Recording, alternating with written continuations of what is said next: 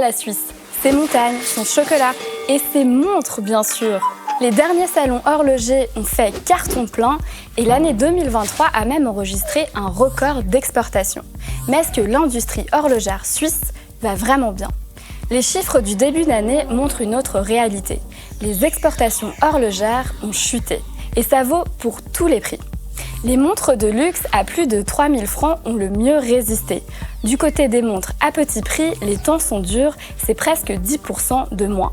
Et alors, l'hécatombe, c'est du côté du milieu de gamme, les montres entre 300 et 500 francs. Ça fait 4 ans que ce segment souffre. Et c'est bien ça le problème. Le marché du milieu de gamme, c'est principalement des montres en acier.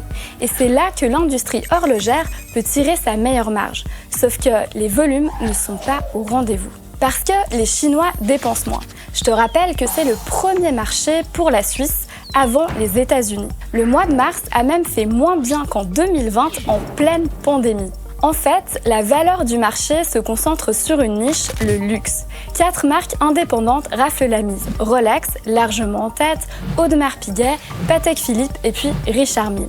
Mais le luxe, c'est une toute petite production. Je te donne un exemple. Sur les 17 millions de pièces exportées depuis la Suisse, Audemars Piguet, qui est quand même la 4e plus grande manufacture de Suisse par son chiffre d'affaires, a produit seulement 51 000 pièces. Alors bien sûr, il y a eu quelques success stories dans le milieu de gamme aussi.